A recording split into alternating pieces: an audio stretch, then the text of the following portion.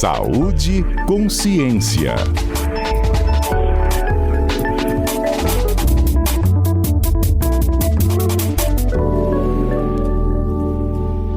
Olha, no quadro de hoje a gente fala do avanço, tá? Do surto de influenza. Como tem gente, né? Gripado, resfriado, com sintomas, né? De virais aí em volta da gente. E o que é legal, sabe o que, Adalberto e Júlia e Vilmar? É que as pessoas estão usando máscara. Isso, Fernanda, né? a gente quer falar. Com frequência, isso é muito pelo bom. menos aqui no nosso ambiente de trabalho, que legal. As pessoas voltaram a ter etiqueta, né? De usar a máscara e proteger o próximo, né? Sim, isso é muito bom. E a gente vai conversar sobre isso agora com a Etel, porque tem uma medicação que, quando bem usada, ela é muito, muito importante para salvar vidas, não é isso, Etel? Bom dia. Bom dia, Fernanda. Bom dia a todos que estão aí. A Vilmara, estou com saudade dela. Esse estúdio tá cheio hoje, viu, Etel? Bom dia, Etel. Bom dia. Então, Fernanda, é um antiviral que a gente já conhece, ele já está disponível no Sistema Único de Saúde. É o oseltamivir, mais conhecido por todo mundo como aquele Tamiflu. É o nome comercial dele, né? E ele está disponível no Sistema Único de Saúde. No SUS, Fernanda, ele está disponível para pessoas para grupos específicos, né? Pessoas que têm mais de 65 anos, pessoas que são imunossuprimidos, então tem essas indicações específicas. Mas o que as pesquisas estão mostrando é que esse medicamento, esse antiviral, ele deve e pode, como ele é usado em outros países, para todos os públicos. É claro que no Sistema Único de Saúde tem sempre aquela análise de custo-efetividade, para quais grupos, né, o sistema vai incorporar, e a gente sempre tem que proteger aqueles que são mais vulneráveis. Nesse caso da influenza, que é a gripe provocada pelo aquele vírus, o H1N1, é aqueles grupos que a gente já conhece, né? Os idosos principalmente, gestantes, imunossuprimidos, que também são alvos da vacinação. Daqui a pouco a gente vai falar da vacina, mas vamos completar aqui a informação do antiviral. O que os estudos mostram, Fernanda, e agora, nesse momento, a gente já tem eu diria assim, muitos estudos, evidências científicas robustas, muitos estudos que comprovam que ele pode, quando bem utilizado, o que é bem utilizado? É no início dos sintomas. Em geral, quando você começa a medicação, nas primeiras 48 horas que você começa a sentir aquela síndrome gripal, corpo ruim, uma congestão nasal. E o que tem sido colocado como uma barreira, né? Antes, no Sistema Único de Saúde, também nos consultórios privados, né, você tinha que fazer um teste diagnóstico para comprovar que você estava, né, com o H1N1, porque, para falar que para quem está nos acompanhando, a gente tem vários vírus que causam sintomas semelhantes. A gente tem o vírus sincicial respiratório, esse que tem uma nova vacina para gestante no SUS, mas que no sistema privado a vacina está disponível para pessoas acima de 50 anos. Nós temos também outros vírus, rinovírus, que provocam aquele resfriado que não é grave, é um resfriado mais leve, né? E a gente tem o H1N1 que provoca aquela gripe, que não é um resfriado mais simples, é uma gripe que pode provocar complicações, pode levar as pessoas a uma internação e pode inclusive levar ao óbito. E essa é a grande preocupação, Fernando, porque esse está sendo um ano atípico. 2026 está sendo um ano muito diferente para essas doenças respiratórias. Eu não tenho o número aqui, depois a Adalberto pode até ver, mas eu acho que esse deve ser o 5º ou 6º programa do ano que a gente está falando sobre doenças respiratórias. Verdade. Que nós estamos, nesse ano, com uma circulação muito diferente desses vírus respiratórios.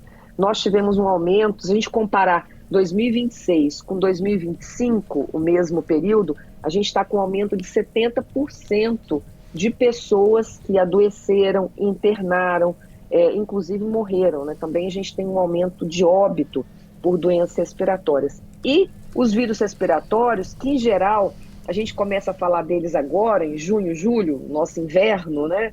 A gente começou a falar deles em janeiro, Fernanda, porque está uma circulação muito diferente, está um ano atípico, e isso tem preocupado muito todas as autoridades, né, sanitárias do país, tanto no nível municipal, estadual quanto federal, pelo aumento dessas internações. Pessoas doentes, né, que acabam ficando mais graves e aí precisam de uma internação, que ficam muita gente doente também nas unidades de saúde, né? Então você acaba lotando esses serviços. Então a gente está desde o início desse ano num momento muito diferente no Brasil, onde esses vírus estavam circulando mesmo no verão. Você tinha muita gente gripada, né, com síndrome gripal e problemas respiratórios desde o verão. E a tendência agora é piorar, por isso que a gente está aqui falando, né, desse momento também, porque agora, junho, julho, a gente sempre tem uma tendência de piora, porque é o nosso inverno. As pessoas costumam ficar em locais mais fechados, as pessoas costumam ficar mais juntas, né? E isso também facilita essa transmissão. Como você falou aí, sempre a gente lembrar, né? Está com sintoma respiratório, usa máscara, principalmente quando você vai circular em locais onde tem mais pessoas.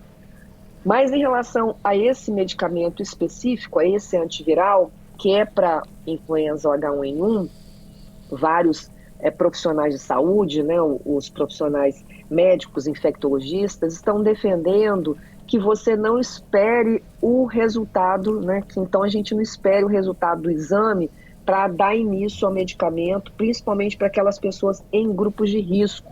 Então isso tem sido uma defesa, ainda que não seja a recomendação do Ministério da Saúde, porque muitas vezes demora esse exame e você perde essa janela das 48 horas para dar início a esse medicamento, que só vai resolver e vai ter essa redução, né, de internação, de gravidade dos casos. Os estudos mais recentes apontam em torno de 52% de redução, se você entrar nessas 48 horas. Então, que vai diminuir nessa hospitalização. Então, Fernanda, tem esse peso aí, né, vamos dizer, essa balança. Se você tem um teste que ele é feito, um teste rápido, que você pode ter o resultado na hora e você pode entrar com medicamento nesse período, ótimo. Se você não tiver e a pessoa que você está ali atendendo está no grupo de risco, a defesa é que o medicamento seja feito, principalmente para essas pessoas que podem ter um benefício maior de redução de complicação, redução de hospitalização, né? E aí, obviamente, né, se você reduz a hospitalização, você vai também reduzir a chance da pessoa morrer, né, ficar num quadro muito grave e morrer. Então, essa é a discussão do momento, né, principalmente em relação à utilização desse antiviral. Ele é vendido nas farmácias, Fernanda, e ele é relativamente caro. Né, ele precisa ser prescrito? Isso. Lembrando que todo medicamento tem que ser prescrito. Isso. Né, então, é tipo assim, não dá pra você comprar um remedinho pra gripe, assim, né? Isso. Não deve, né? A gente não deve usar medicamento, porque todo medicamento, para quem está aqui nos acompanhando, todo medicamento ele tem efeito colateral. Todo medicamento que você usa, ele pode gerar um efeito. Então é muito importante que seja prescrito, né, por um profissional de saúde habilitado para isso, para que a gente possa ter aí uma certeza de que essa prescrição está correta para aqueles sintomas, né, e para a indicação da pessoa ali. Então, muito importante isso, né, não tomar medicamento por conta própria. E é muito importante também a gente entender que a recomendação hoje no Ministério da Saúde, disponível no SUS, é para esses grupos vulneráveis, mas a recomendação, eu diria assim, ampla, né, é para que, e para aqueles que podem, né, que têm um acesso a profissionais que estão aí sendo atendidos também no sistema privado, que faz parte, né, do sistema complementar de saúde no Brasil, a gente tem disponível também para comprar, não só para essa faixa etária. Então, sempre lembrar disso. Eu gosto aqui de falar o que está disponível no SUS e o que tem disponível em amplo, vamos dizer assim, numa possibilidade, né, mais ampla, porque as pessoas podem também saber e podem escolher ali como fazer e como proceder. Excelente, Atel. Ontem eu fui à farmácia comprar uns negócios que eu estava precisando e, assim, todas as pessoas que estavam na minha frente estavam comprando medicação para resfriado.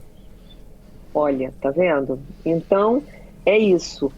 E lembrar aqui que essa medicação, esse antiviral específico, ele tem um benefício muito importante para pessoas que estão nesses grupos, que estão ficando mais graves, né, Fernando? Vou colocar aqui principalmente os imunossuprimidos e os idosos. Por isso, é muito importante, se você tem, né, um idoso na família, se você tem alguém que está nesse grupo de imunossuprimido, que está com sintoma gripal, vai na unidade de saúde, né, acompanha, leva na unidade de saúde, ou fala para a pessoa ir na unidade de saúde, para poder fazer uma avaliação e poder receber, ou, né, no consultório, né, dependendo aí da onde a pessoa, qual o sistema que a pessoa está usando, se o sistema único ou se o sistema complementar de saúde, para ela poder avaliar se pode fazer uso desse medicamento, tá? Porque tem algumas contraindicações, né? E é muito importante que o profissional possa fazer, né, essa prescrição baseado no histórico da pessoa. A Vilmara estava aqui me perguntando, né, além do Tamiflu, Etel, que outras coisas a gente, né, pode tomar num processo desse, que a gente não sabe se é gripe, se é resfriado, se é virose? Então, a gente sempre tem que pensar o seguinte, aquilo que você estava falando logo no início, que você abriu a entrevista falando, a questão da máscara.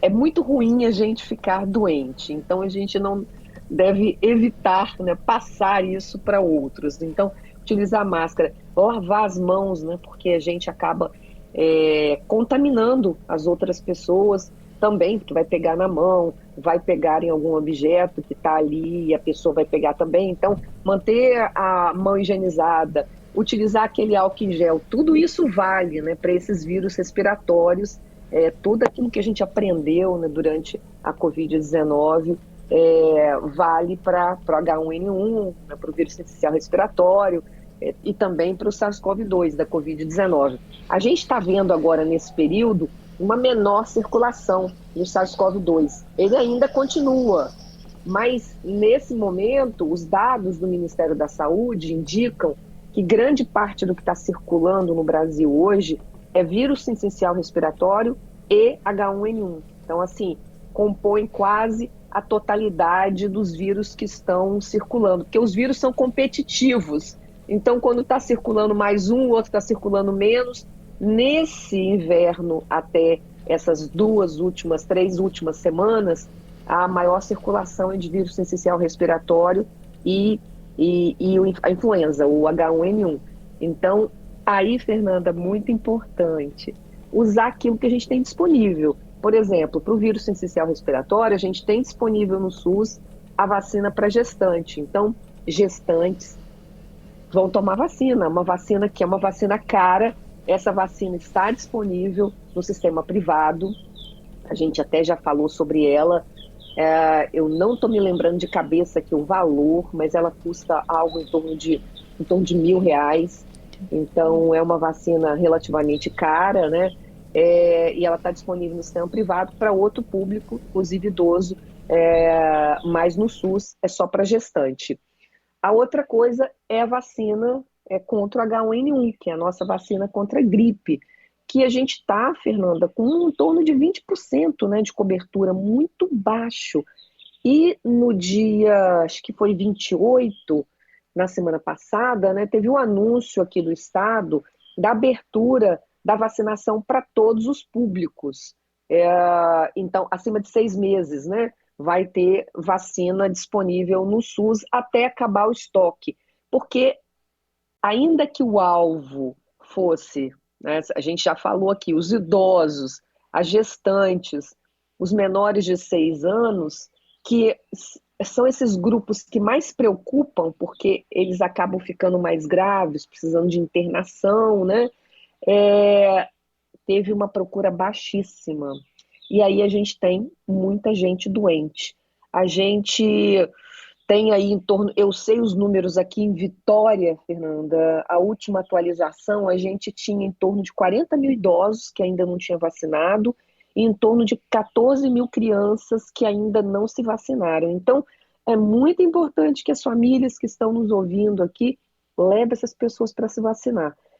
A vacinação, então, vai ser estendida para acima de 6 meses, para todos os públicos, mas lembrando aqui que esses grupos prioritários são aqueles que mais adoecem e mais morrem. Então, muito importante as famílias levarem as crianças, né, Fernanda? Crianças. Então, entre 6 meses e 6 anos, que é um alvo importante da vacinação, porque as crianças ainda não estão com o sistema de defesa todo robusto, né, forte o suficiente, acaba ficando mais grave, tendo que internar, e aí isso evolui para pneumonias. Então, assim, são quadros respiratórios graves que evoluem para o que a gente chama de síndrome respiratória aguda grave e acabam, muitas vezes, né, a gente perdendo a vida de alguém por algo que a gente podia ter feito uma prevenção com a vacina. Então, muito importante a gente fazer isso.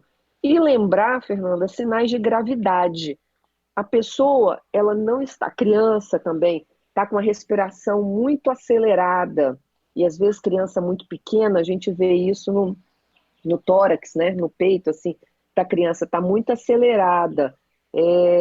A criança está muito congestionada, está com a respiração muito acelerada.